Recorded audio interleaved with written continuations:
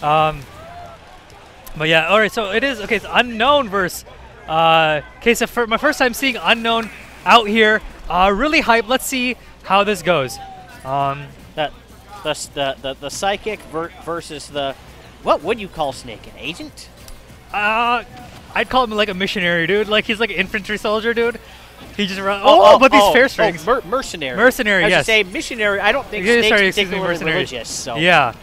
So you're right. Yeah, mercenary. But Unknown is doing a really good job of just kind of like tech chasing Ksev. You know, he read his directional air dodge in off the stage and got another fair. And he's racked up a nice 91 damage already, man. I'm sorry for the tangent, but I'm picturing missionary Snake going around in a suit, door to door, saying, "Have you heard of our Lord and Savior Otacon?" And then when he says no, he just tosses the grenade. And he's like, "There." Yes. But okay.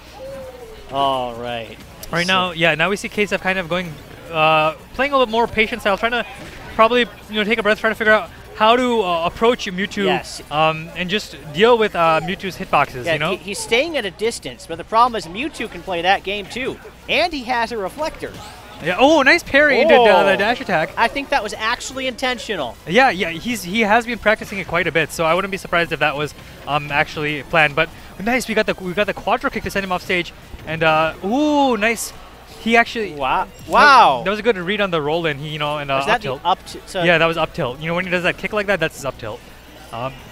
And now the tables have turned. 113% on Ksev. Now let's see how he can extend this lead.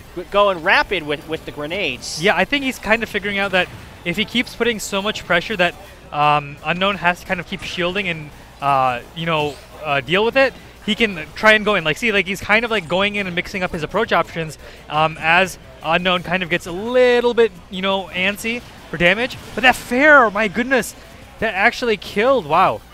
And only 57%, not too much for Mewtwo to recover. His Nair is such a good combo starter, as we saw at the beginning of this game.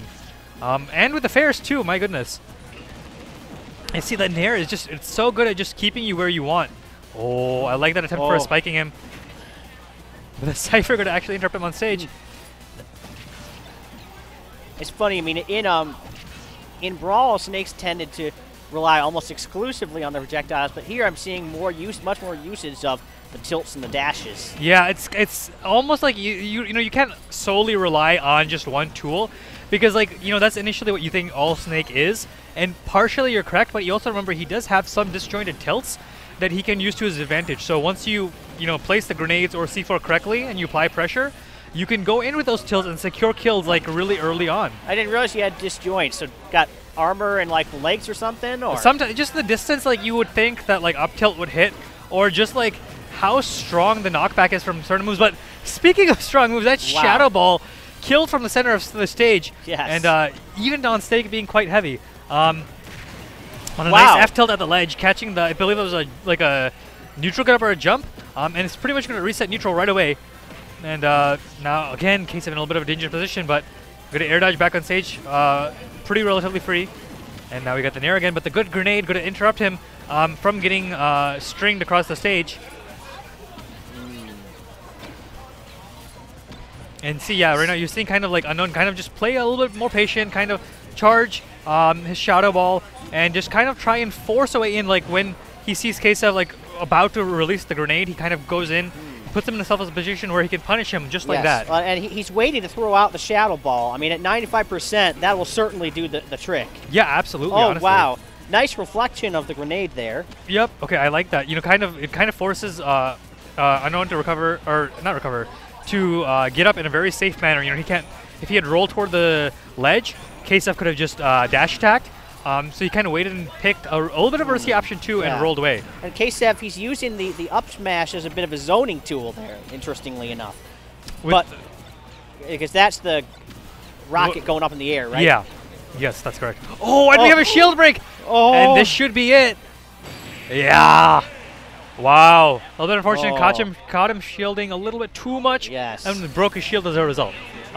So that was a really good back and forth pace game we saw there. Unknown had the lead for a little bit, then Ksev brought it back. Then Unknown had the lead, then Ksev brought it back again, and it was pretty much last hit, last stock in that scenario in game one. So it'll be interesting to see where we go game two. Yes. And I'm picturing Snake and I was saying, Otacon, there's a giant mutated cat down here. Yeah. And I was going to say, yeah, I figured Ksev was going to go FD. It is one of his, I feel like it is a good stage for Snake. Yes, well, because we saw how the platform interfered with his zoning there with the up smash. Right. And I also feel like it's a little bit of a comfort pick too, but it is a little bit of a smaller stage. It leaves less room for Unknown to kind of try and zone him out once he gets the lead. Yes. And it forces a little bit more close quarter combat if Ksev so chooses to opt for that. Yeah, I can see how for all of Snake's projectile options, how the lack of platforms will be advantageous. Right. And again, just that 50% so quick, like we saw reminiscent of Game 1, just racking up so much damage so quickly. And that was so really smart.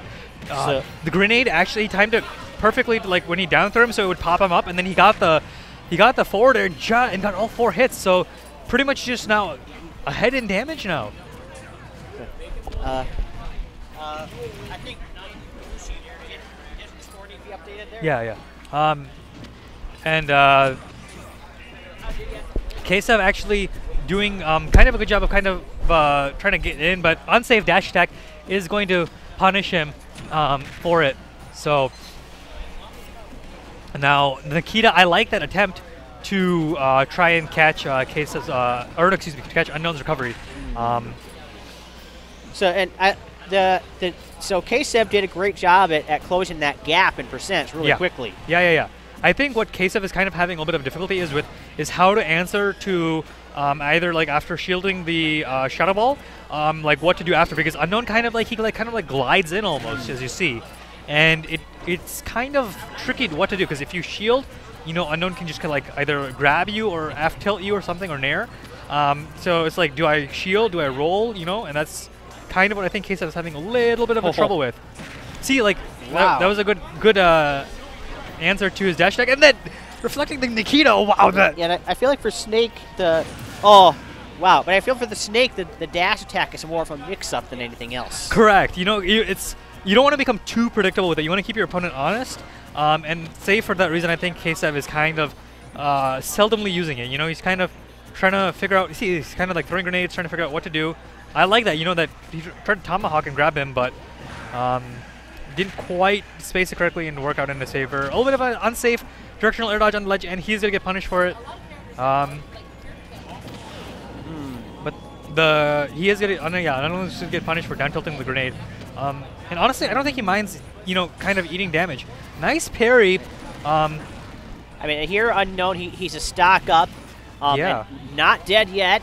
And Ksev is looking like he's in disadvantage state here. And that I believe at that percent, I'm not 100% sure. I think at that percent that was a true combo. I know there's a certain percent where if you do down throw, you can get an F tilt or an up tilt, and it's just true confirms. And let's see how Ksev can bring this back over. Wow! Once again, like in the last stock, he's just closing the gap. Yeah. Oh, nice parry into grab. Throwing him off stage, trying to figure out a way to edge guard him, and just charge Shadow Ball. And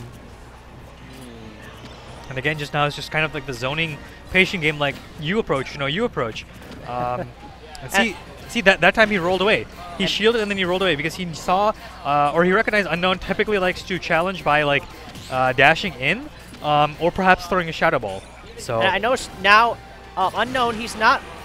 Wow, Unknown, he's not always now reflecting the grenade. Sometimes he's grabbing it and throwing it. Yeah. And see, you saw that was really smart by Unknown. He recognized Ksev jump because Ksev couldn't shield it. Otherwise, he shielded a Roxy. He pretty much had to jump away, and Unknown just caught him brilliantly with that.